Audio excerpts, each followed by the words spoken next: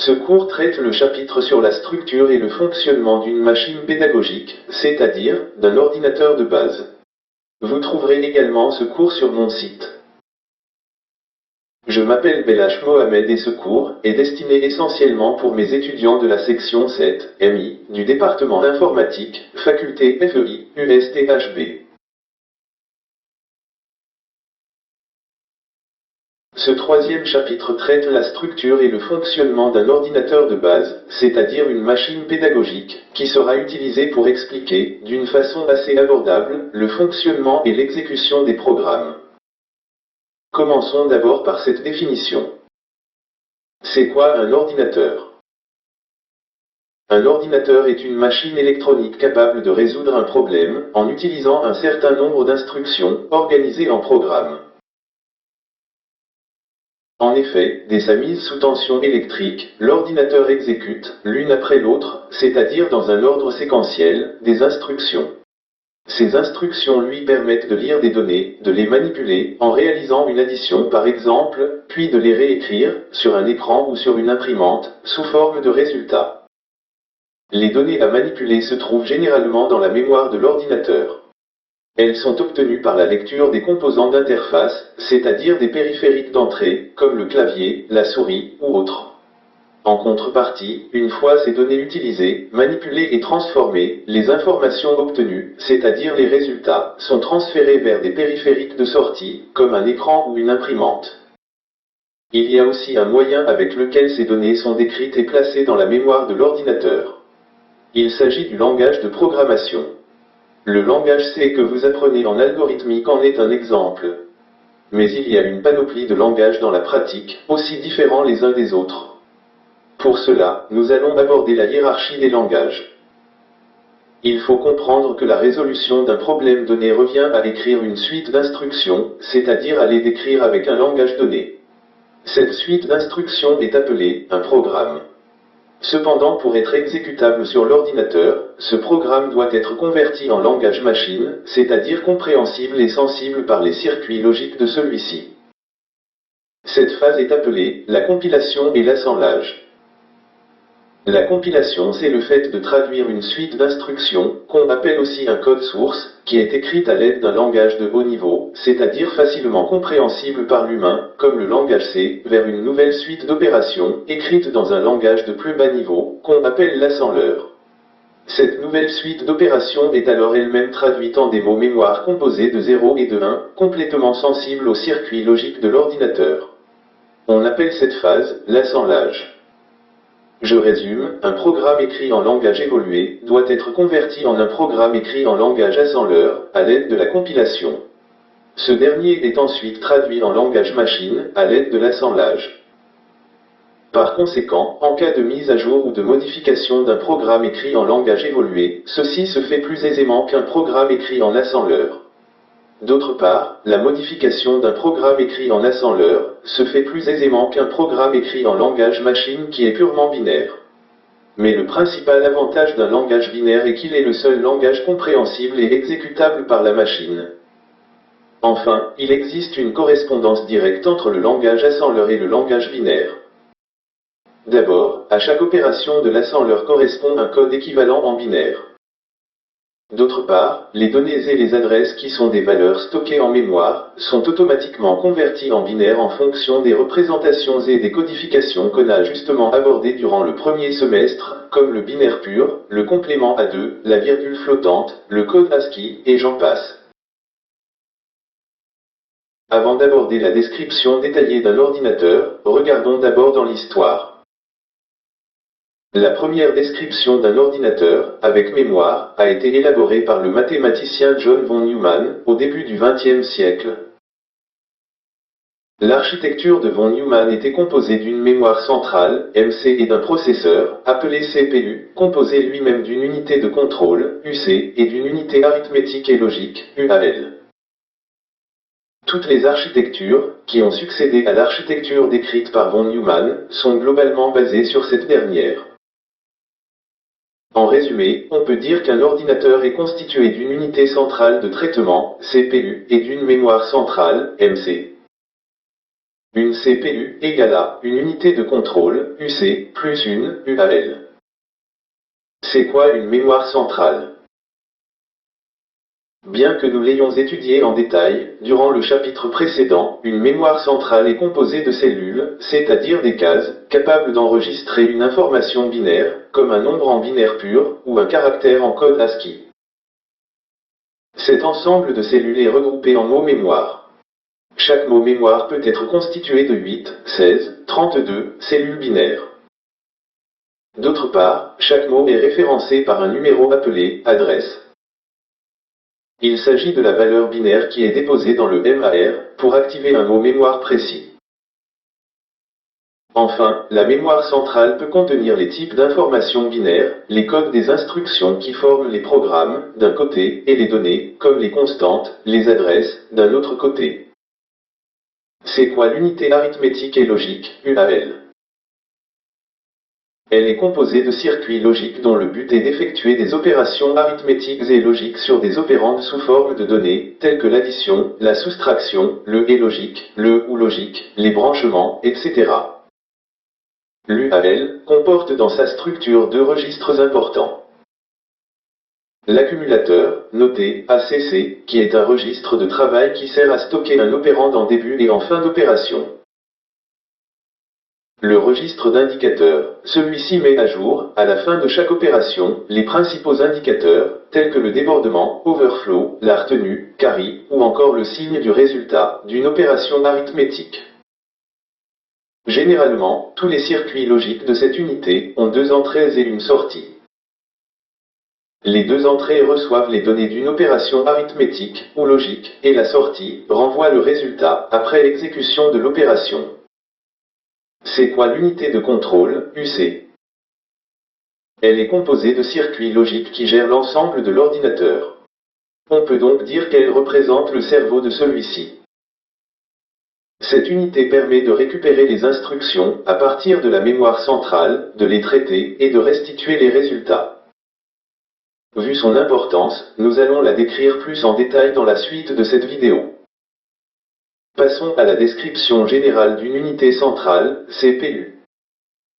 L'unité centrale, CPU, est donc le cerveau de l'ordinateur. Son rôle est d'exécuter les programmes stockés en mémoire centrale, en chargeant les instructions, en les décodant et en les exécutant l'une après l'autre, dans un ordre séquentiel. L'unité de contrôle assure les tâches suivantes. 1. La recherche, c'est-à-dire la lecture de l'instruction et des données à partir de la mémoire centrale. 2. Le décodage de l'instruction qui va être exécutée. 3. La préparation de la recherche de l'instruction suivante. Les principaux dispositifs utilisés par cette unité se résument en ce qui suit. D'abord, le compteur ordinal, CO. C'est un registre qui contient, à tout moment, l'adresse en mémoire centrale de la prochaine instruction à rechercher pour être exécutée. Deuxièmement, le registre d'instruction, RI. Ce registre reçoit l'instruction qui doit être exécutée. Il est composé de deux parties, l'une contient le code d'opération de l'instruction et l'autre contient l'adresse de l'opérande ou l'opérande lui-même. Troisièmement, le décodeur du code d'opération.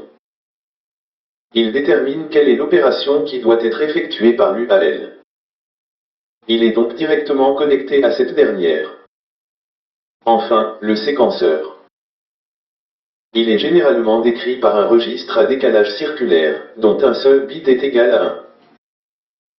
C'est un automate qui génère des signaux de commande, qui permettent de contrôler les phases d'exécution de n'importe quelle instruction. Dans ce cours, nous nous intéressons à un registre à décalage cyclique, à 5 bits.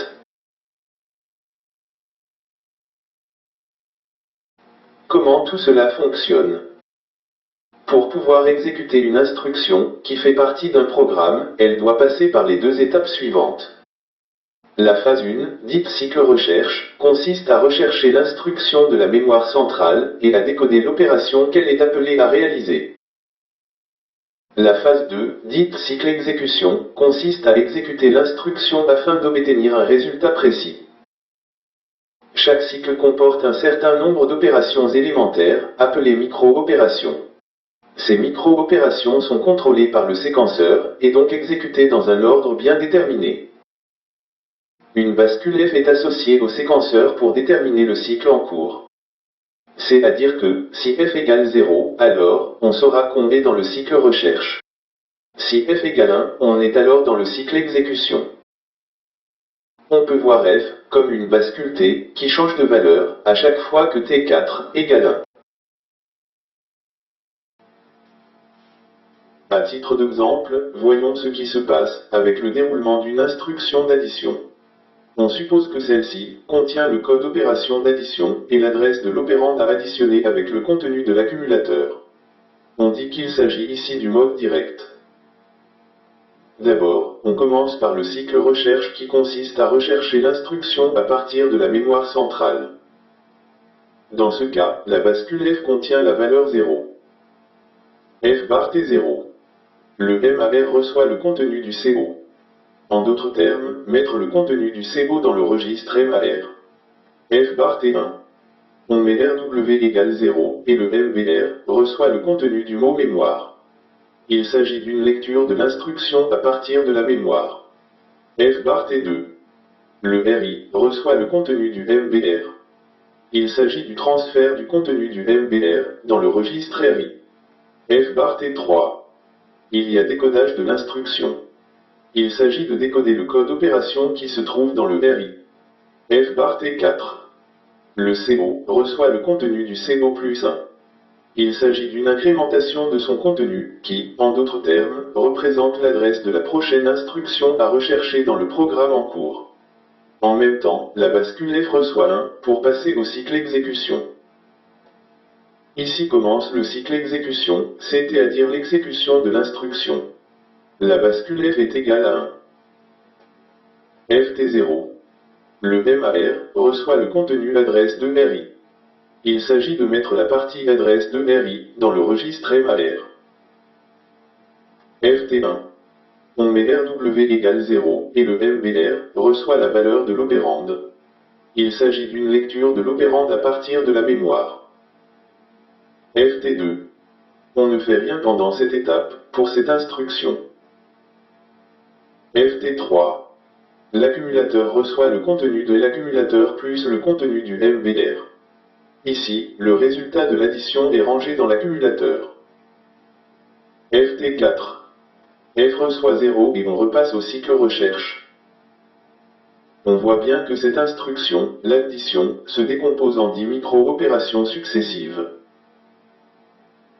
En réalité, les micro-opérations sont des opérations câblées, c'est-à-dire exécutées par des circuits logiques, pendant lesquels les informations sont transférées de registre à registre, ou de registre à mémoire, à travers des lignes de bus. Elles sont contrôlées par la combinaison de F et des TI. Une seule micro-opération est exécutée à la fois et dure exactement une période d'horloge. Si par exemple, F égale 0 et T1 égale 1, c'est seulement la deuxième micro-opération du cycle recherche qui sera sélectionnée. Car si on a F bar T1 égale 1 implique F égale 0, donc aucune opération du cycle exécution n'est sélectionnée. Puisque T1 égale 1, alors quel que soit I pas égal à 1, on a TI égale 0, d'où F bar T0 égale F bar T2, égale F bar T3, égale F bar T4, égale 0. Remarquons enfin que le cycle recherche est le même pour toutes les instructions. Cependant, le cycle exécution varie d'une instruction à une autre. Chaque CPU possède un nombre limité d'instructions qui peuvent être exécutées sur l'ordinateur correspondant. Cet ensemble d'instructions s'appelle un jeu d'instructions. Les instructions peuvent être classifiées en 4 catégories. 1. Les instructions d'affectation, elles permettent de faire le transfert des données entre les registres et la mémoire. 2. Les instructions arithmétiques et logiques comme le et, le ou, l'addition, etc. 3. Les instructions de branchement, conditionnelles et inconditionnelles. Enfin, les instructions d'entrée-sortie. Quels sont les codages possibles d'une instruction? Toutes les instructions sont stockées dans la mémoire centrale en binaire. Par conséquent, la taille d'une instruction, généralement, est égale à la taille d'un mot mémoire. L'instruction est découpée en deux parties principales. La partie code opération, qui indique quelle instruction à exécuter. La partie opérande, qui contient la donnée ou l'adresse de la donnée concernée par l'opération à exécuter. La partie opérande peut être découpée à son tour en plusieurs champs. Premier cas. Cas d'une instruction à 3 opérandes. En plus du code opération, il y a 2 opérandes et un résultat. Par exemple, l'instruction add A, B, C veut dire que C reçoit A plus B. Second cas. Cas d'une instruction à 2 opérandes. En plus du code opération, il y a 2 opérandes. Par exemple, l'instruction add A, B veut dire que B reçoit A plus B. Troisième cas. Cas d'une instruction à un seul opérande. Dans ce type de machine, pour chaque instruction, il faut préciser uniquement l'adresse du deuxième opérande. Le premier opérande existe déjà dans le registre accumulateur. Le résultat est mis également dans le registre accumulateur. Précisons que dans ce cours, nous étudierons une machine à un seul opérande.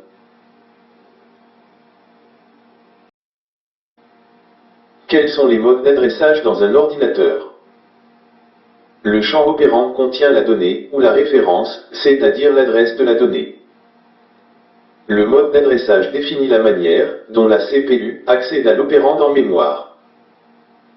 Le code d'opération de l'instruction comporte aussi un ensemble de bits pour indiquer le mode d'adressage. Voyons quels sont les modes d'adressage disponibles. Il y a d'abord l'adressage immédiat. Dans ce cas, l'opérande existe directement dans le champ adresse de l'instruction. Par exemple, add 150 IMM veut dire que l'accumulateur reçoit le contenu de l'accumulateur plus 150, qui est une valeur constante. Ou bien, on peut dire aussi qu'au contenu de l'accumulateur, on ajoute 150. Il y a aussi l'adressage direct. Dans ce cas, le champ opérande de l'instruction contient l'adresse de l'opérande, c'est-à-dire son emplacement en mémoire centrale. Par exemple, add 150D veut dire que l'accumulateur reçoit le contenu de l'accumulateur plus le contenu de l'adresse 150. Il y a aussi l'adressage indirect. Dans ce cas, le champ opérande de l'instruction contient l'adresse de l'opérande. Pour exécuter l'instruction, il faut récupérer l'adresse de l'opérande à partir de la mémoire. Par la suite, il faut chercher une deuxième fois l'opérande de cette adresse. Par exemple, add 150 and veut dire que l'accumulateur reçoit le contenu de l'accumulateur plus le contenu de l'adresse 150. Il y a enfin l'adressage indexé. Dans ce cas, il existe, à côté de l'accumulateur, plusieurs registres appelés registres index. Leur rôle consiste principalement à stocker un indice qui peut être utilisé avec une autre adresse.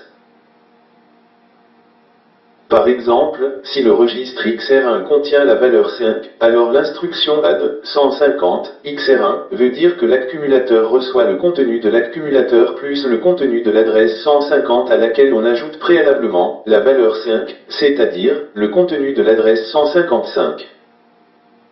Abordons maintenant les différents formats d'une instruction. On choisit dans ce cours d'étudier les instructions dont la mémoire de la machine est représentée par une RAM, un 4x16. Chaque instruction est donc codée en binaire sur 16 bits, selon le format affiché. On constate que le champ mode d'adressage est sur 2 bits, les bits 14 et 15. On utilisera la convention suivante. 00 pour l'adressage immédiat. 01 pour l'adressage direct. 10 pour l'adressage indirect. 11 pour l'adressage indexé. Ensuite, le champ code opération est sur 4 bits, du bit 10 au bit 13. On peut donc représenter au maximum 16 opérations différentes sur cette machine.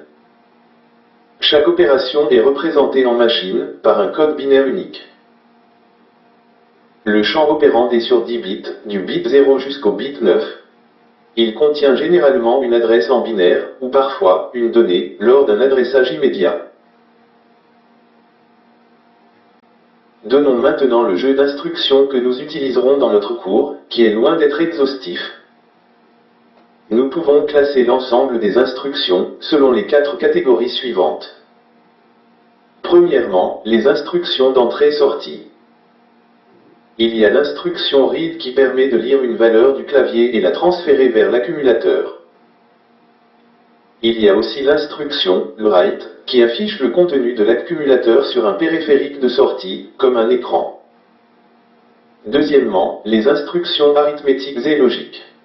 Il y a l'instruction add, comme déjà vu, pour les opérations d'addition arithmétique. L'instruction sub, pour les opérations de soustraction arithmétique. L'instruction mul, pour les opérations de multiplication arithmétique. L'instruction div, pour les opérations de division arithmétique. L'instruction end, pour les opérations logiques de la porte, et l'instruction or, pour les opérations logiques de la porte, ou l'instruction cmp, pour les opérations logiques de la porte, note. Cette opération réalise en fait le complément à 1. L'instruction XOR, pour les opérations logiques de la porte XOR. Troisièmement, les instructions d'affectation mémoire. Il y a l'instruction load, pour le chargement de l'accumulateur à partir d'un mot mémoire. L'instruction store, pour transférer le contenu de l'accumulateur vers un mot mémoire. Quatrièmement, les instructions de branchement. Il y a l'instruction GMP, pour le branchement inconditionnel. Elle permet de sauter à une instruction, qui n'est pas forcément la suivante, dans le programme, lors du cycle recherche. L'instruction JE, pour sauter à l'opérande, qui est une adresse, si le contenu de l'accumulateur est égal à 0. L'instruction JGE, pour sauter à l'opérande, qui est une adresse, si le contenu de l'accumulateur est supérieur ou égal à 0. L'instruction GLE, pour sauter à l'opérande, qui est une adresse, si le contenu de l'accumulateur est inférieur ou égal à 0. Nous finissons avec l'exemple suivant qui montre l'exécution d'un petit programme de calcul. Supposons qu'on veuille lire deux valeurs A et B, calculer leur somme dans une variable C, et enfin, afficher le résultat sur écran. En algorithmique, ceci se traduit par le programme suivant. Début. Lire A. Lire B. C reçoit A plus B. Afficher C. Fin. Cette séquence peut se traduire, intuitivement, en assembleur de la manière suivante. Read, qui veut dire qu'on va lire le contenu du clavier, c'est-à-dire la valeur de A, et le transférer vers l'accumulateur. Store, A, D, qui veut dire qu'on va transférer le contenu de l'accumulateur vers la mémoire à l'adresse A, en mode direct. Remarquez que chaque variable devient une adresse.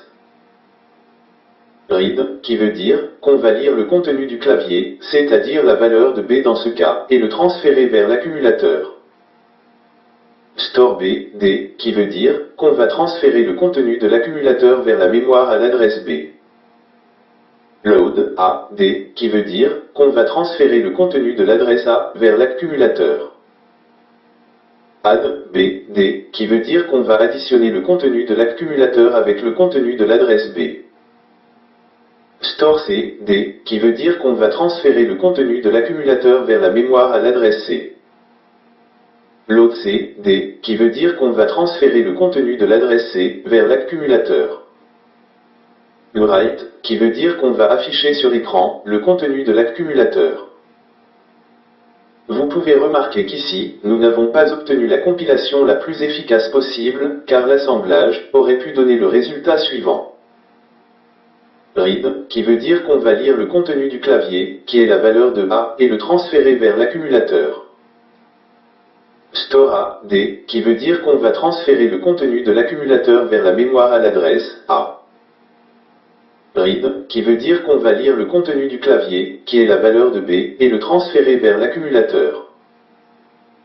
Add, A, D, qui veut dire qu'on va additionner le contenu de l'accumulateur, qui contient la valeur de B, avec le contenu de l'adresse A. Write, qui veut dire qu'on va afficher sur écran le contenu de l'accumulateur, qui contient la somme de A et B. Il y a certes plusieurs façons d'écrire un algorithme, mais faut-il chercher l'optimal à chaque fois? C'est la question à laquelle on tentera de répondre à travers la série d'exercices dédiés à ce sujet, et que je vous demande de résoudre le plus tôt possible, et de m'envoyer vos essais par le biais de mon site. Bon courage.